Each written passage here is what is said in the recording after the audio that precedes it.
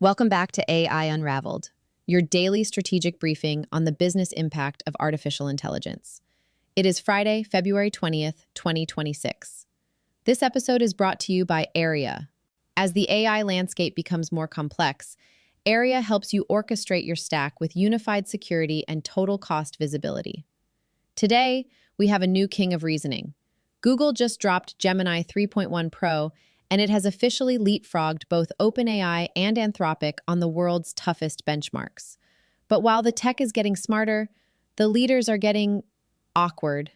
We'll discuss the viral handshake refusal between Sam Altman and Dario Amodei that has the internet buzzing. Plus, Nvidia is doubling down on OpenAI with a $30 billion equity deal. OpenAI is reportedly building a smart lamp with Jony Ive, and Accenture is telling senior staff, use AI or lose your promotion. This podcast is created and produced by Etienne Newman, senior software engineer and passionate soccer dad from Canada. Now, let's unravel the news. Before we dive into today's deep dive, a quick note for the brands listening. If you are trying to reach the architects of the AI revolution, not just the tourists, but the technical leaders actually building the stack, we are opening up limited partnership spots for Q1. See how we can simulate your product for the technical buyer at jamgamine.com/partners. Okay, so buckle up. Seriously, grab a coffee or maybe grab a stress ball because today is a lot. It really is. This is February 20th, 2026. And if you thought the AI industry was moving fast before today, it honestly feels like the brakes have been completely cut and we are just careening down a mountain. That is a very vivid image, but honestly not inaccurate at all. I mean, I was looking at the news rundown for this morning, and it is just breathless. Yeah. It's one of those days where you literally have everything happening all at once. We have petty interpersonal drama at the absolute highest levels of power. We have hard science breakthroughs that are crushing benchmarks we thought were safe for at least a few months. Right. And we have massive financial movements that are fundamentally rewriting the economy. A lamp. We have a lamp. And a lamp. We absolutely cannot forget the lamp. No, we're definitely going to talk about the lamp. But you're right. This isn't just a random collection of headlines today. This really feels like a State of the Union moment for the industry. It does. So we are calling today's deep dive Handshakes, Hardware, and Hallucinations, because that really covers the spread of what we are looking at. I like that. It captures the human element, the physical manifestation of AI in our lives, and obviously the very real risks when things go horribly wrong. Exactly. So let's tease what we are unpacking for you today. First up, we have to talk about the handshake refusal. We are taking you to the India AI Impact Summit, where a standard photo op turned into a geopolitical meme. Right, and while it is genuinely funny, it is also a massive signal that the whole kumbaya era of AI safety collaboration is completely dead. Dead and buried. Yeah. Then we are looking at the return of the king, or maybe the king. Google's Gemini 3.1 Pro is out, and the reasoning scores are, well, they are startling. They really are. We are talking about a leapfrog moment that puts Google firmly back in the driver's seat. Then we have the hardware rumors. OpenAI and Jony Ive and the aforementioned smart lamp. Plus, we have to talk about the money, because Nvidia is making a play that changes their entire business model. And then we have the cautionary tales. We have AWS outages caused by rogue agents, and a wild story out of Accenture that is going to make every corporate employee sweat a little bit regarding their next promotion. It is a massive stack. Our mission for you today is simple. We aren't just reading the news. We are doing a real-time pulse check on where the intelligence age is heading right now, this very morning. So let's dive in. We have to start with the visuals, because you have seen the picture by now. It is everywhere. The India AI Impact Summit. It is absolutely the meme of the day. So set the scene for us. You have Indian Prime Minister Narendra Modi. He is on stage, and he wants a show of unity. He pulls the titans of tech up there with him. Right. You've got Sundar Pichai from Google. Yep. You've got Sam Altman from OpenAI, and you have Dario Amodei from Anthropic. It is a heavy-hitter lineup. The plan is simple. It's the classic hand-link chain. Everyone hold hands, raises them up in victory as a symbol of global cooperation. So Modi grabs Sundar's hand. No problem, they link up. Then Modi reaches for Sam Altman's hand. And this is where it just completely goes off the rails. It falls apart. Altman and Amodei explicitly refuse to hold hands. They just didn't do it. No, they awkwardly raised their fists instead. It looked like a disjointed protest or maybe a failed high five. It was honestly painful to watch. It's incredibly awkward. And look, Sam Altman immediately went into spin mode right after. He told reporters that he was just confused. Right. He said he wasn't sure what was happening when Modi grabbed his hand. Confused. The man who is actively building AGI, the man who navigates billion-dollar sovereign wealth deals before breakfast, was confused by a basic human handshake. I know it is a very convenient defense, but if you look at the context, nobody's buying the confusion defense. This wasn't an accident. No. This was a physical manifestation of the intense tension in the lab space right now. That is exactly what I want to get into, because on the surface, it's just a funny celebrity awkward moment. But deep down, this is about the absolute total war happening between OpenAI and Anthropic right now. It is a culture war. We have to remember the last few weeks. Think about the Super Bowl. The Anthropic ad. Exactly. Anthropic ran a Super Bowl ad that was a direct targeted attack on OpenAI. It specifically mocked the decision to put advertisements inside ChatGPT. It portrayed ChatGPT as this cluttered corporate billboard and positioned Claude as the pure intelligence. And Altman didn't take that lying down. No, he publicly called the ad clearly dishonest. That is incredibly strong language. That isn't friendly competitor banter. That is deeply personal. And it's not just ads, is it? It's the talent war. I saw the news about the new hire at OpenAI. Yes, the creator of the AI agent OpenClaw. Now, this gets a little bit into the weeds of the industry drama, but it matters. Anthropic has an agent framework called OpenClaw with a D at the end. Right. There was already massive friction about the naming conventions, and then OpenAI just goes and hires the guy who made the rival OpenClaw. Right. It is a massive power move. It is intentionally poking the bear. It feels incredibly petty. It honestly reminds me of that old HBO show, Silicon Valley. It is exactly like Silicon Valley. You have these billionaires who are supposedly building the future of humanity, discussing the literal safety of the species. Yeah. And they are engaging in petty naming disputes and refusing to hold hands on a diplomatic stage. It really highlights the absurdity of the whole situation. But what is the takeaway here for you, the listener? Why does it matter if Sam and Dario won't hold hands? It matters because for years, the prevailing narrative was collaboration. We heard all about the AI Safety Summit. We heard promises that these frontier labs would work together to ensure AGI goes well. But the reality is different. Very different. This handshake refusal matches the reality we are seeing in the market, which is that collaboration is a total facade. It is a fierce, bitter, zero-sum rivalry. They are not sharing notes. They are actively trying to destroy each other's business models. The fists raised in the air instead of holding hands, that is definitely a better symbol for 2026. Absolutely. That is a sobering thought. The kumbaya is well and truly over. The knives are out. And speaking of knives being out, let's talk about the company that just brought a bazooka to a knife fight. Google. The empire strikes back. We have been talking about OpenAI and Anthropic constantly for the last month.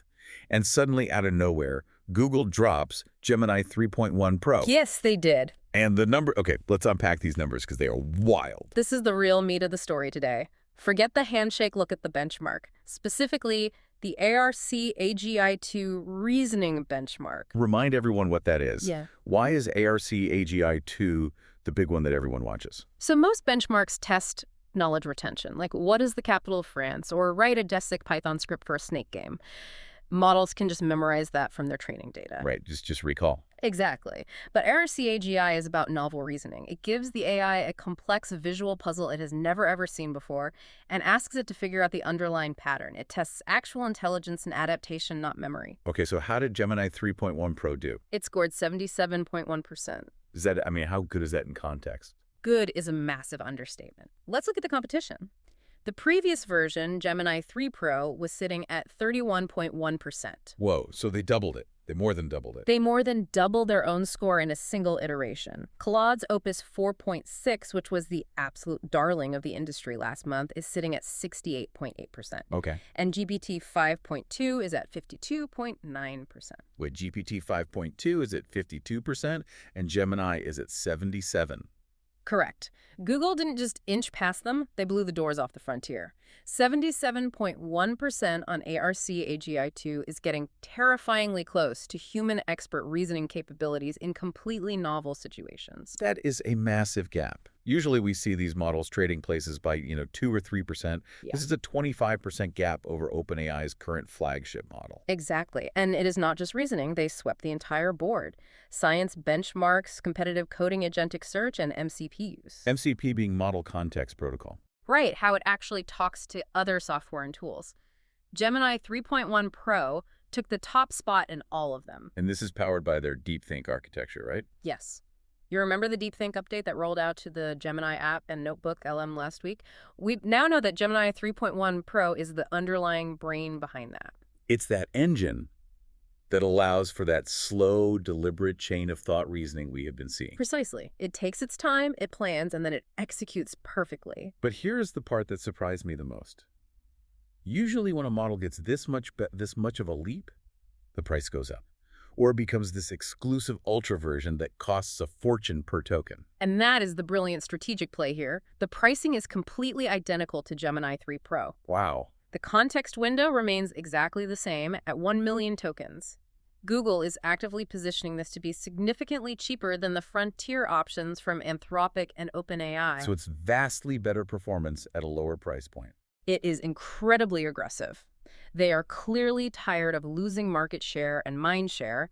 They are basically saying, we have the best reasoning model on the planet, and we are going to undercut you on price to prove it. So what does this mean for the competitive landscape? I mean, 2026 started with everyone talking about Claude and GPT. It means the pendulum has violently swung back to Mountain View. The cycle of soda leapfrog's state-of-the-art leapfrog continues. Google has answered the bell. So OpenAI has to respond. Now the pressure is 100% on OpenAI. We are absolutely going to see a counter-response imminent. They simply cannot let a 25% reasoning gap stand for long in this market. It is incredible how fast this moves. One day you are the king of the hill, and the next day your flagship model looks outdated. And that sheer speed is actually a perfect segue to the reality of working in this environment right now. Because when you have models like Gemini 3.1 doubling reasoning scores overnight, and you have the corporate pressure to adopt them, things get incredibly messy in the enterprise. They really do. And that is exactly what we need to talk about next.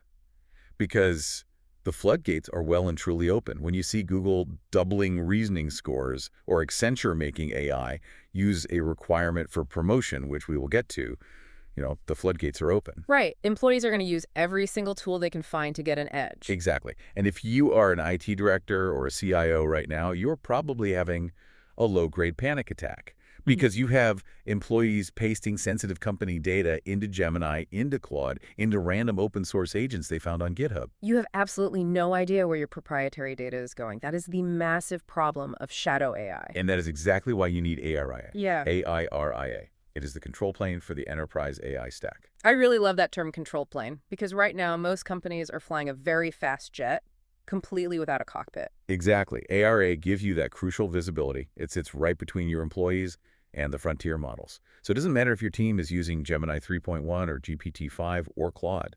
AIRIA orchestrates all of multiple models in one single unified place. So you can actually see what is happening across the entire organization. You can see it, and more importantly, you can secure it. It provides unified security, it secures the prompts, and it prevents sensitive data from leaking out to the public models. But also, in this economy, it manages the costs. Oh, the exploding costs are such a pain point for enterprises right now. We all know the bill shock is very real when developers leave agents running. AIA gives you real-time cost control. And it helps IT discover and fundamentally govern all those shadow AI agents that people are using for work without IT even knowing. So if you want to stop flying blind, you really need to lock this down. If you are running an enterprise stack in 2026 without a unified control plane, you're just asking for a massive breach or a massive bill. Secure your stack. That is the message today. You can find the link to AIA in our show notes. Definitely go check them out. Highly recommend it. Okay, let's pivot. We've talked a lot about software. We have talked about the digital brain in the cloud. Now I want to bring it down to the physical world. Because the rumors coming out of OpenAI regarding hardware are Fascinating. Fascinating is definitely the word. This massive report comes from The Information, which, as we know, usually has a pretty stellar track record on these insider hardware leaks. So we knew OpenAI was building hardware. That wasn't a secret. We knew they bought Jony Ive's startup IO last May for $6.5 billion. Which was a massive signal in and of itself. You do not spend $6.5 billion on a pure design firm unless you are planning to build a lot of consumer hardware devices. Right. It's not just for a logo redesign. Yeah. So now we actually have a roadmap, 3 specific devices. Let's go through them. First up, a smart speaker. But importantly, not just a speaker. The report explicitly says it includes a camera. Right. Which immediately completely changes the vibe of the device. Completely. A smart speaker today, like an Amazon Echo or a Google Nest, is primarily a passive listener. You say a wake word, it wakes up, it does a task. This OpenAI device is described as something that learns from the environment visually. So it's constantly watching. It is watching. It sees who is in the room. It sees if you're holding a coffee cup. It sees your posture if you look stressed. It is all about context. So it's not just hearing play music. Right. It's seeing that you are chopping vegetables and cooking dinner, and maybe it realizes you need a timer. Or maybe it proactively suggests a recipe step without you even having to ask. Okay, that makes sense for the kitchen. Next on the list, we have smart glasses. Slated for 2028. Now this makes perfect sense. Everyone is doing glasses. Meta is going all in on glasses. OpenAI absolutely needs a face computer if they want to be your primary daily assistant. But here's the wild card. The third device on the roadmap. A smart lamp. The lamp. Why a lamp? Oh. I honestly saw this and I thought, is this a joke? Is this the literal Pixar lamp coming to life on my desk? It honestly might be. Do you remember the Loom concept from last summer? The laundry folding robot arm that went viral? Yeah, that animated pitch video. There is a lot of speculation that this lamp might be a variation of that concept. A highly articulated robotic arm that sits on your desk. Maybe it has a light on it so they can consumerize it and call it a lamp. But maybe it can actually move. Exactly. Maybe it can look at what you are writing on a physical notepad. Maybe it can hold your phone for a call. Or maybe it is just a static ambient device that looks really elegant. Yeah. But the Jony Ive connection is the key here, isn't it? It absolutely is. Jony Ive is the guy who famously made technology feel like furniture. He made the original iMac, he made the iPod. He makes physical things that you inherently want to touch and have in your living space. But what is the grand strategy here? Why does OpenAI, a pure software AI company, want to sell me a lamp? It is all about controlling the interface. It's the shift from a chatbot to ambient intelligence. Right now, to use ChatGPT, you have to go to a screen. You have to log in, you have to type, or you have to talk to an app on a phone. It takes intent. Right there is friction. They want to completely remove the friction. They want the intelligence to just be there, present in the room with you. That sounds incredibly convenient. It also sounds Highly dystopian. a little bit dystopian, yeah. A camera-equipped speaker and a robotic lamp watching me in my living room. It is the ultimate privacy trade-off. To get the perfect digital assistant, one that genuinely anticipates your needs before you even articulate them, it has to know what you are doing. It has to see you constantly. And OpenAI is betting that if Jony Ive designs it, it will look so cool and minimalist that we won't even mind the surveillance. Essentially, yes, it's so pretty. I don't mind that it is watching me sleep. Wow. Well, while OpenAI is busy building lamps, Nvidia is busy building a bank vault. Let's follow the money for segment 4. This is a gargantuan financial story. Nvidia is currently finalizing a $30 billion equity stake in OpenAI. Now, wait a minute. There was already a previous deal in place, right? Yeah. A $100 billion infrastructure deal. Yes. The original plan reported late last year was basically OpenAI promises to buy $100 billion worth of compute and chips, and Nvidia helps finance the data center infrastructure. A massive but traditional supplier-customer relationship. But this new deal is structured differently. Radically differently. This is a direct equity stake. Nvidia is converting that commercial relationship into actual ownership. They are buying in at a $730 billion pre-money valuation. $730 billion. That is rapidly nearing trillion-dollar territory for a company that is still technically private. It is historic, Yeah. but the key here is the strategic shift for Nvidia. Nvidia isn't just content selling the shovels during the AI gold rush anymore. They are taking ownership of the gold mine itself. So they get the hardware revenue because OpenAI obviously still has to buy the chips. Right, they keep the revenue stream, but now they also get the massive ownership upside if OpenAI actually wins the race to AGI. It is incredibly smart. If OpenAI becomes the most valuable company on Earth, Nvidia owns a huge piece of it. It perfectly aligns their incentives. Exactly. And Wall Street is absolutely eating it up. I looked at the analyst ratings for NVDA this morning. 57 out of 61 ratings are a strong buy. The new price target average is $253.88. Which is what, like a 35% upside from where it is trading today? Roughly 35%, yes. It is incredibly bullish. But it's not just the massive corporations getting rich here. We have to talk about the employees. This side note on the OpenAI financials completely blew my mind. The employee windfall. OpenAI's IPO plans are really heating up, and the stock-based compensation numbers leaked. This is staggering. Average compensation for OpenAI's 4,000 employees hit $1.5 million in 2025. Average. Not the executives. The average employee is making $1.5 million. That is the highest in tech startup history by a mile. We are looking at the imminent creation of thousands of multimillionaires the very second that IPO hits the public market. It completely changes the dynamic of the workforce, doesn't it? If you are a mid-level back-end engineer at OpenAI, you aren't just working for a very good salary anymore. You are holding a lottery ticket that already has the winning numbers printed on it. It totally explains the sheer intensity of the culture there. It explains why they willingly work 80-hour ones. Yeah. But it also creates a dangerous bubble.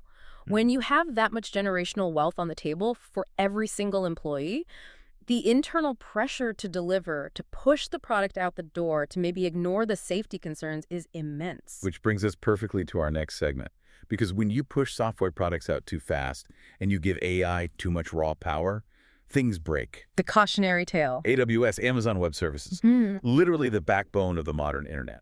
We had heard some whispers about this, but now we finally have the official post-mortem details on the December outages. So in mid-December, AWS suffered two major outages. We are talking a 13-hour interruption to customer-facing systems. And who was the culprit? Their own AI. Specifically, their internal agentic tools called Kiro and Amazon Q Developer. So human engineers were using these AI coding tools to fix a bug or update the system. Right. And here's the truly terrifying part. It wasn't that the AI generated some bad code and a human blindly pasted it in. Okay. It was autonomous agentic behavior.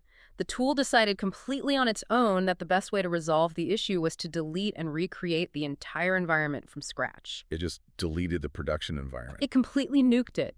It decided the most efficient path to an update is to wipe the slate clean and start over.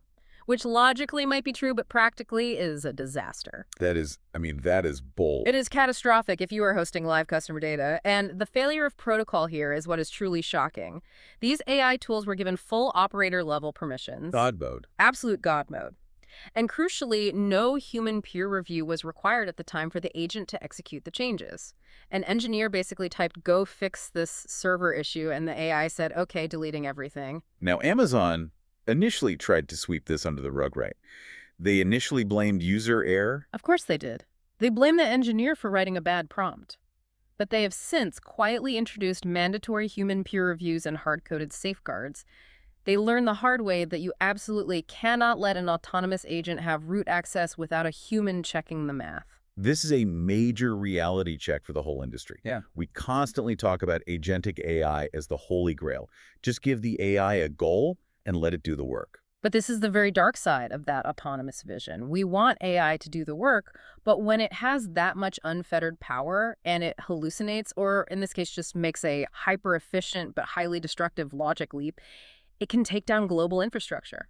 It is a very sobering reminder. Amidst all the hype of Gemini 3.1 reasoning scores and Jony Ive-designing beautiful smart lamps, this stuff is still brittle and it can still break the internet. It really can. And speaking of breaking things, or at least fundamentally breaking the spirit of corporate employees, let's talk about Accenture. Oh boy, this story is going to hit very close to home for anyone working in the corporate world right now. It really does. Accenture has just issued a massive new internal mandate. So Accenture is obviously a massive global consulting firm, over 700,000 employees. Yeah.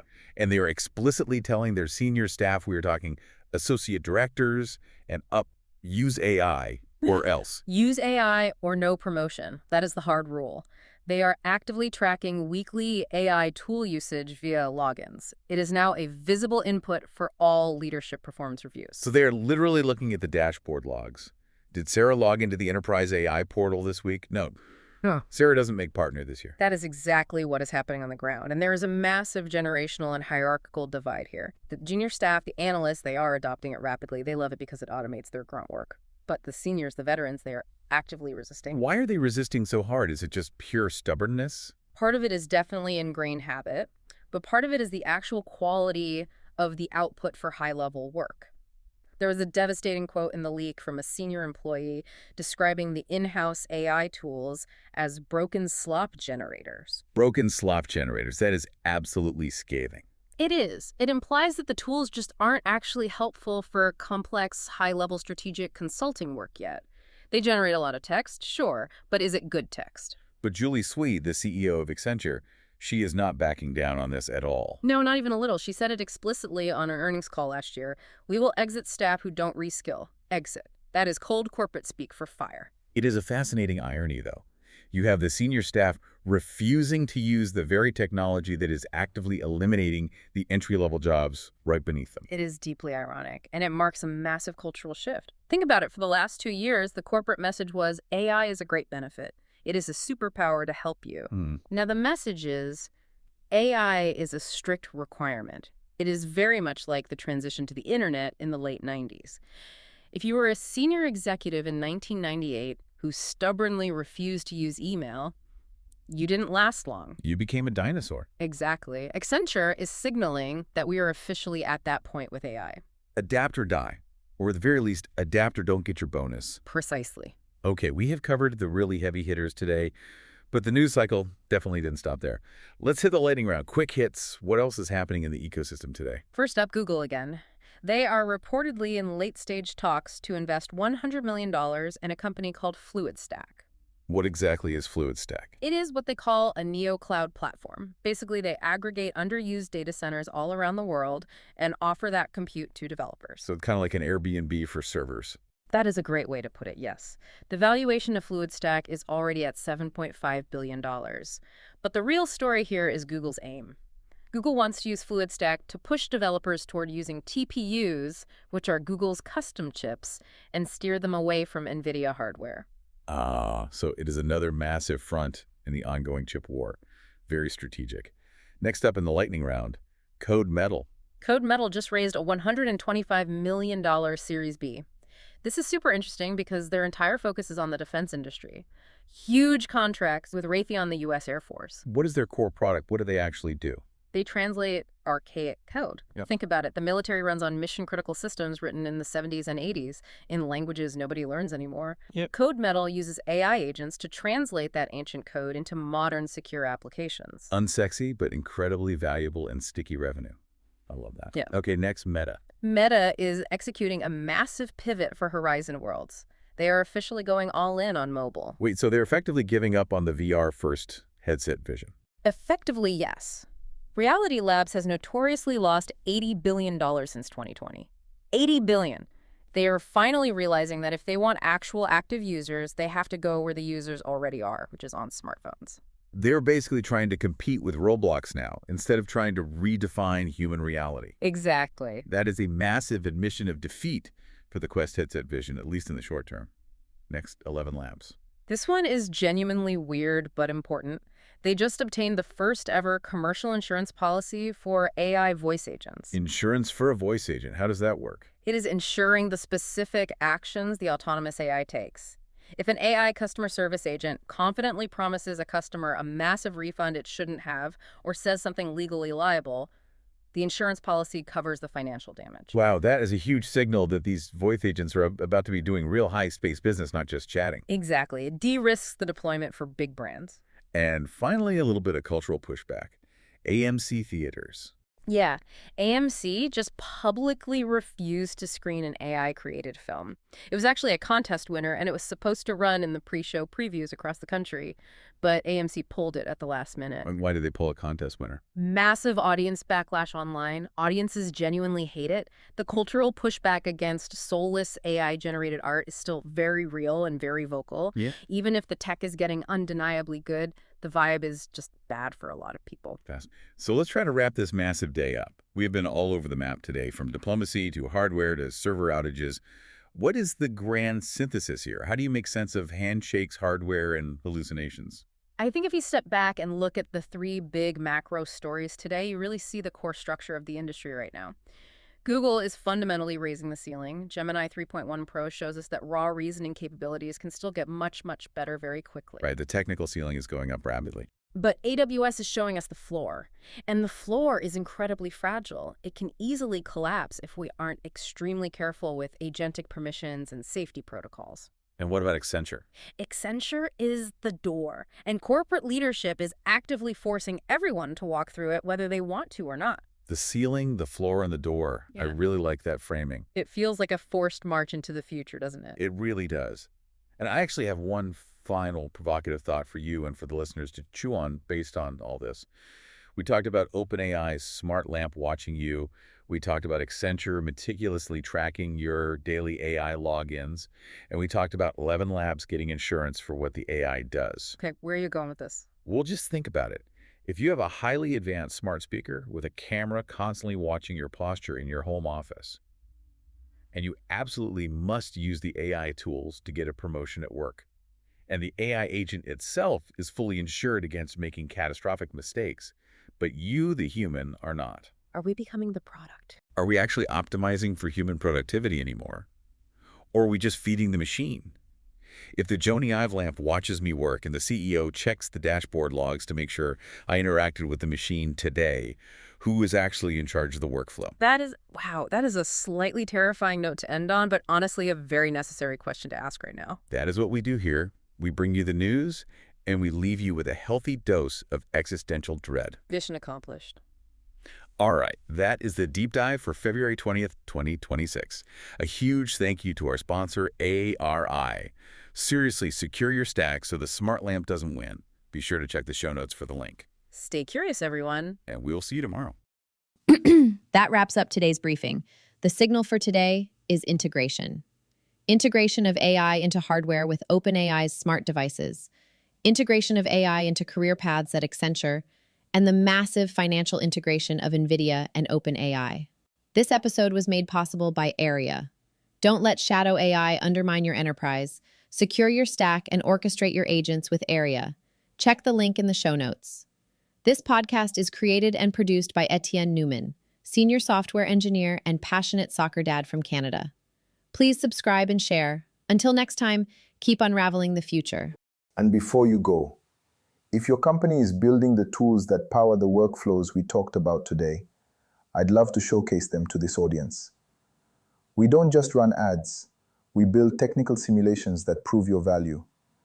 Let's build something together. Visit jamgamind.com/partners to get started. Until next time, keep building.